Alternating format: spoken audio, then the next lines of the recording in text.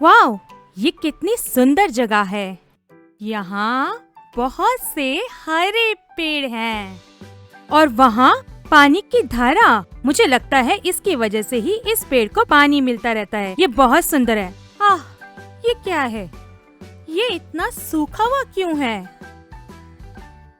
अब मुझे पता चला, क्योंकि वहाँ कोई पानी की धारा नहीं है और इसकी जड़ें भी गहरी नहीं है, इसलिए इसको पोषण नहीं मिल रहा, तो इसलिए ये सूखा हुआ है।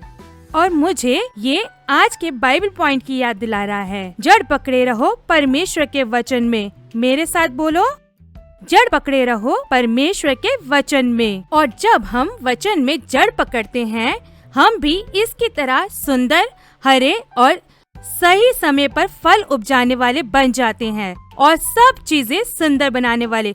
तो याद रखें, जड़ पकड़े रहो परमेश्वर के वचन में।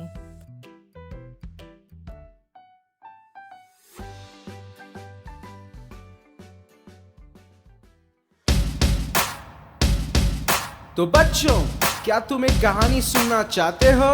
कहानी एक बुद्धिमान की। तो आओ सुनो सब।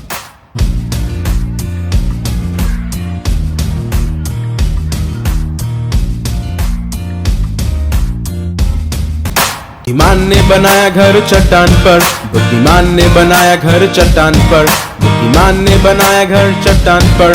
और जोर की बारिश हुई, बारिश हुई, बाढ़ भी आई, बारिश हुई, बाढ़ भी आई, बारिश हुई, बाढ़ भी आई। घर चट्टान पर खड़ा रहा।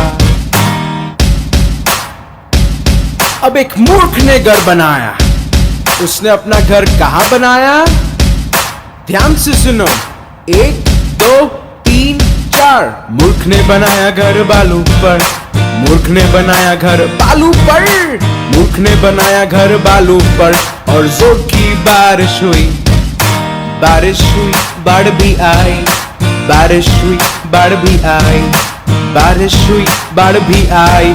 और मूर्ख का घर गिरा धड़ाम।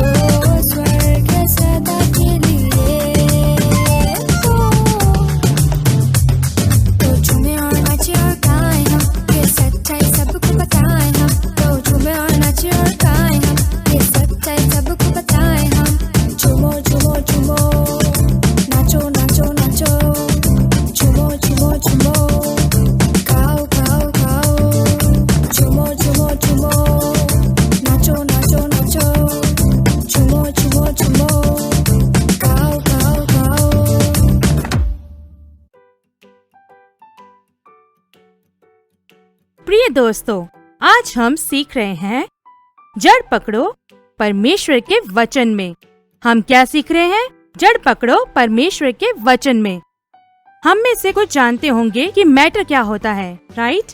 ऐसा कुछ भी जो स्थान घेरती है और जिसमें वजन होता है वो मैटर कहलाता है। और मैटर 3 तरह के होते हैं, एक ठोस और दूसरा तरल और तीसरा गैस। तो हवा एक गैस है, ओके? तो हम देखने जा रहे हैं इस मैटर गैस के बारे में, जो कि हवा है। इस बोतल में हवा है, राइट?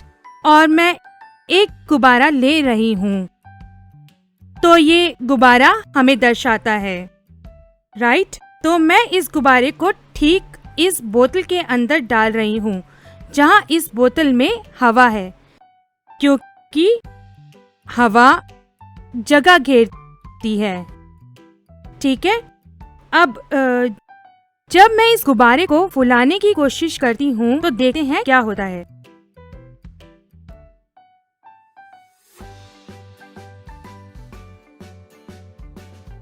आप जानते हैं, मैं इस गुब्बारे को फुला नहीं पा रही। इसका कारण है कि इस बोतल में पहले से ही हवा है, जो इस गुब्बारे को फूलने नहीं दे रहा, राइट? अब हम में से बहुत लोग ऐसी ही परिस्थिति से गुजर रहे हैं।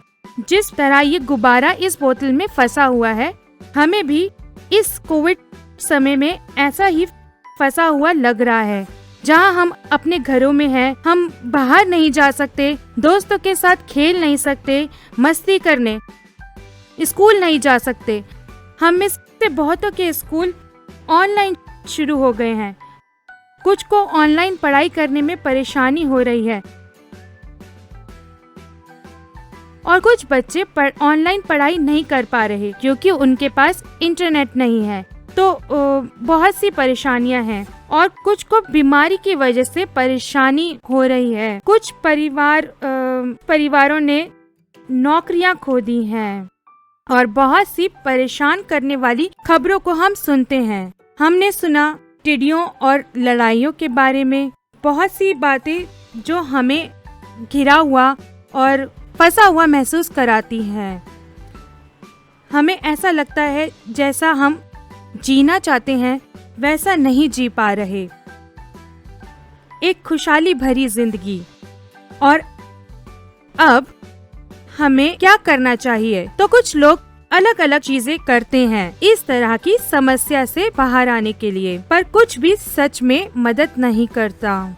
जो सच में मदद करता है वो एक छोटा सा विश्वास का कदम है। बाइबल बताती है, राई के दाने के समान छोटा विश्वास भी पहाड़ हिला सकता है। हम परमेश्वर के वचन को पकड़े रहते हैं। जब हम परमेश्वर का वचन का मनन करते हैं और जब परमेश्वर के वचन पर भरोसा करते हैं, देखते हैं क्या होता है।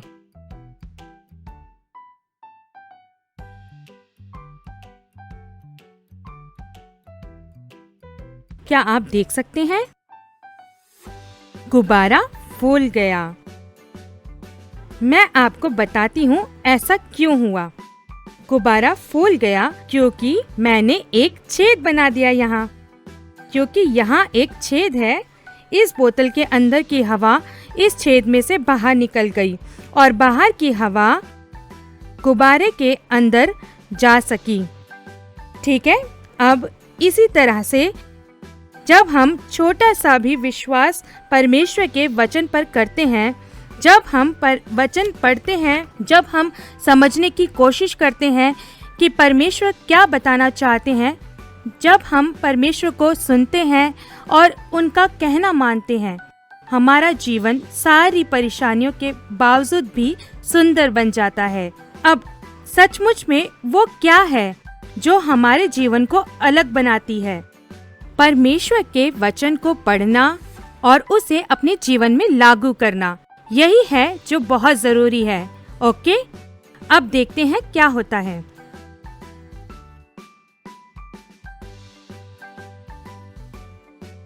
आप देख सकते हैं अब गुब्बारे की हवा नहीं निकल रही और सचमुच कुछ असाधारण सा हो रहा है।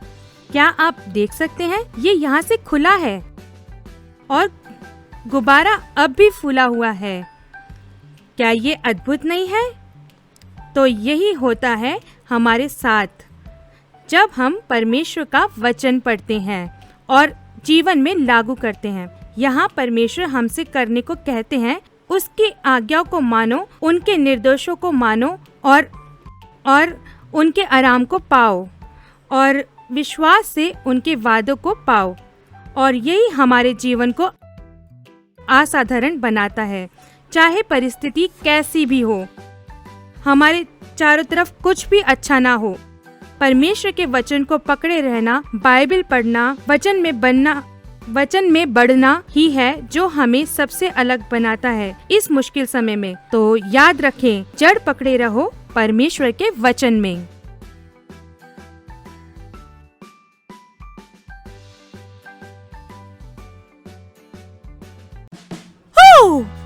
हेलो सबको, चिंगाड़ भरा स्वागत मेरे मित्रों। मेरा नाम जम्बो है। आपने जान लिया होगा कि मैं कौन हूँ। मैं एक अफ्रीकी जंगल की हाथी हूँ। हम दुनिया में धरती पर रहने वाले सबसे बड़े जानवर हैं। अगर हमारे आकार के बारे में बात करें तो हमसे बड़ा इस धरती पर कोई भी नहीं है, और मेरा मतलब कि कोई भी नहीं है। हमें घूमना पसंद है और खोज करना, खासकर जब सूखे का मौसम होता है और पानी की कमी होती है। हम जंगल में पानी के झरनों की खोज करने जाते हैं। हमें एक दिन में लगभग 190 लीटर पानी की जरूरत होती है अपनी प्यास बुझाने के लिए। हाँ, ठंडा पानी मिलना एक लंबी यात्रा के बाद ये बहुत ही अच्छा होता है। हमारे हर परिवार में एक मुख्य मादा होती है जो मैट्रियार्क कहलाती है। वही ये बताती है कि हमें कहाँ जाना चाहिए पानी की खोज में। हम सैकड़ों किलोमीटर चल सकते हैं, और वो भी बिना किसी जीपीएस के। ये सचमुच एक समझदारी का काम है, खासकर मैट्रियार्क के लिए। वो सच में बुद्धिमान होती हैं। गर्मी में पानी की खोज करना बहुत ही मुश्किल होता है। हम मैट्रियार्क पर ही निर्भर होते हैं रास्ता बताने के लिए। वो हमारी मार्गदर्शक होती हैं। हम हमेशा भरोसा कर सकते हैं उन पर रास्ता दिखाने के लिए। आप लोग भी भरोसा कर सकते हैं बाइबल पर। परमेश्वर का वचन आपका मार्गदर्शन करता है जीवन की सभी परिस्थिति में। परमेश्वर अपने वचन के द्वारा आपसे बात करते हैं। बाइबल आपको हमेशा एक बढ़िया और समझ भरी सलाह देती है। आप हमेशा परमेश्वर के वादों पर भरोसा कर सकते हैं। बाइबल में भजन संहिता 33:4 बताता है, क्योंकि यहोवा का वचन सीधा है और उसके सब काम सच्चाई से होते हैं। परमेश्वर के वचन का अध्ययन करना और उसे याद करने से हमें मार्गदर्शन मिलता है हर परिस्थिति में। अब आप जान गए होंगे कैसे परमेश्वर को सुनना है ना? इसलिए बाइबल याद दिलाती है, जड़ पकड़े रहो परमेश्वर के वचन में।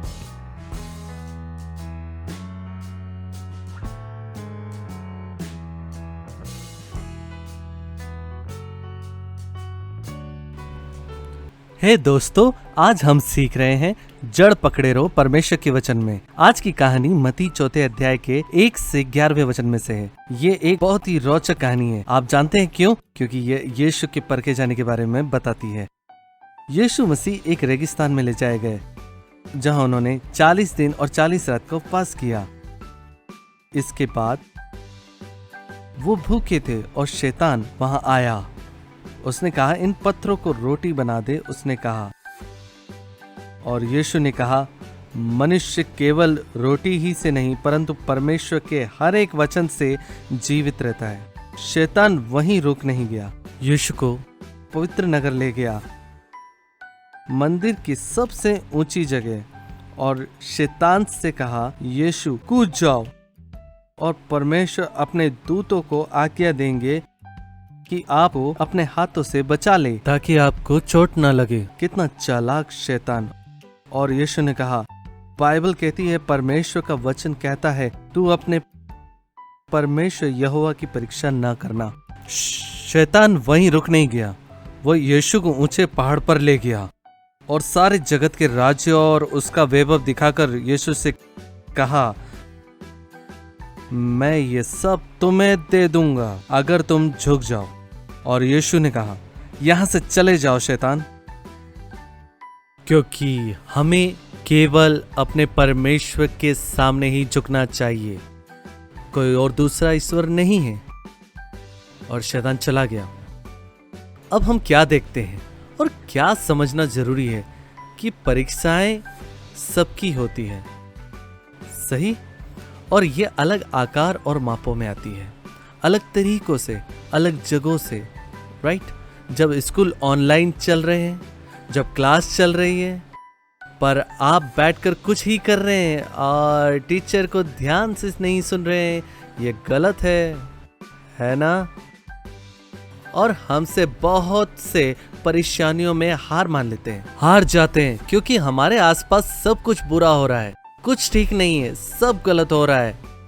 डर है कि कहीं कोई संक्रमण न हो जाए, कीटाणुओं का डर है, नहीं पता आगे क्या करे, हम डरे हुए हैं। हमने खबर सुनी, लोग आत्महत्याएं कर रहे हैं, आत्महत्या की दर बढ़ चुकी है। ये सब इसलिए क्योंकि हमने एक जरूरी काम नहीं किया। मैं सोचता हूं आज की जो कहानी मैंने बताई, यीशु क्या करते हैं, शैतान को हमेशा परमेश्वर के वचन से जवाब दिया। यीशु जड़ पकड़े थे, वो जानते थे परमेश्वर के वचन को। शैतान जो कुछ भी उनके लिए विरुद्ध में लाया, यीशु ने सामर्थ के साथ परमेश्वर का वचन बताया। तो परमेश्वर का वचन हमारा मार्गदर्शन करता है। परमेश्वर का वचन हमें बताता है कि क्या करना चाहिए। परमेश्वर का वचन परमेश्वर के प्रेम को बताता है। दोस्तों, परमेश्वर का वचन हमारे जीवन के लिए परमेश्वर की योजना बताता है। तो परमेश्वर के वचन को अपने जीवन का आधार बनाना है। हमें इस चुनौती भरे समय से निकल सकते हैं। ओके, परमेश्वर का वायदा है हमें आशीषित करने का। परमेश्वर का वायदा है कि सब कुछ भला होगा। परमेश्वर का वायदा है कि वो हमेशा विश्वास योग्य रहेगा। कोई फर्क नहीं पड़ता कि आप कितने उदास। परमेश्वर का वचन आपको खुशी देगा। परमेश्वर का वचन जोश देता है। परमेश्वर का वचन सामर्थ देता है। मुश्किल समय से निकलने में दिल छोटा ना करे, परीक्षा में ना पड़े, परीक्षा में ना गिरे, शैतान की झूठी बातों को न सुने, अपने आप को न सुने। जब हम अपनी भावनाओं से निर्णय लेते हैं और भावनाओं से लिए हुए निर्णय सही नहीं होते, पर परमेश्वर के वचन पर आधारित निर्णय हमेशा मदद करते हैं मुश्किल समय में। तो बच्चों, बाइबल क्या कहती है भजन संहिता 33:4 में, क्योंकि परमेश्वर का वचन सीधा है और उसका सब काम सच्चाई से होता है। तो हम यीशु पर भरोसा कर सकते हैं। यीशु पर विश्वास करो और उनके वचन को पकड़े रहो, वही हमें बचाएंगे। याद रखें, जड़ पकड़े रहो परमेश्वर के वचन में। आइए प्रार्थना करें। पिता, हम धन्यवाद करते हैं इस अद्भुत समय के लिए, जबकि ये बहुत ही चुनौती भरा समय है, मुश्किल समय है, परीक्षा का समय, समय है अत्यधिक परीक्षा में फंसने का, समय है हार जाने का, जब हम आशाहीन महसूस करते हैं, समय है जब हम नहीं जानते कि आगे क्या होगा। यीशु मदद करे आपके वचन को पकड़े रहने में, मदद करे आपके वचनों में आगे बढ़ने में। यीशु, हम आपके वचन की जड़ में मजबूत बने। हम आपके वायदों को अपने जीवन के लिए बोलते हैं, ताकि हम जाने कि आप विश्वास योग्य हैं और सच्चे हैं, और आप हमें इस मुश्किल समय से निकालेंगे। मैं हर एक बच्चे के लिए प्रार्थना करता हूँ जो इस प्रोग्राम को देख रहे हैं, उन पर आशीष की घोषणा करते हैं। आप उन्हें मार्ग बताएं, आप उनको सही दिशा में ले जाए, और प्रार्थना करते हैं सभी माता पिता के लिए, प्रार्थना करते हैं आपके अभिषेक के लिए, आपके आशीष के लिए। पवित्र आत्मा आप दिलों में जोश भरे, सब में उत्साह भरे, ताकि वे जाने कि आप उनके साथ हैं, उनको चिंता करने की जरूरत नहीं। पिता, आप सारी जरूरतें पूरा करते हैं। परिवार को चलाने में मैं प्रार्थना करता हूँ। प्रिय प्रभु यीशु, सभी जो अस्पतालों में हैं, प्रार्थना करते हैं उनकी जल्दी ठीक होने के लिए। आप हमारे छुड़ाने वाले हैं, हमारा विश्वास और भरोसा आप पर ही है। हमारी मदद करे आपके वचन में बढ़ने में, हमेशा उनकी घोषणा करे, हम उन्हें याद करें, जीवन के वचन को बोले। जब हम निराश हो, आप हमारे जीवन का नियंत्रण ले। धन्यवाद यीशु हमारी प्रार्थना सुनने के लिए। यीशु मसीह हमारे उद्धारकर्ता के सामर्थी नाम में ये प्रार्थना मांगते हैं, आमीन। याद रखिए दोस्तों, जड़ पकड़े रहो परमेश्वर के वचन में। याद करे, मनन करे, भरोसा करे उसके मार्गों पर। वो बताएंगे कि क्या करना चाहिए जीवन की हर परिस्थिति में। याद रखें, जड़ पकड़े रहो परमेश्वर के वचन में, और क्विज को ना भूले, क्विज का जवाब जरूर दे। फिर मिलते हैं अगले सप्ताह। Bye bye.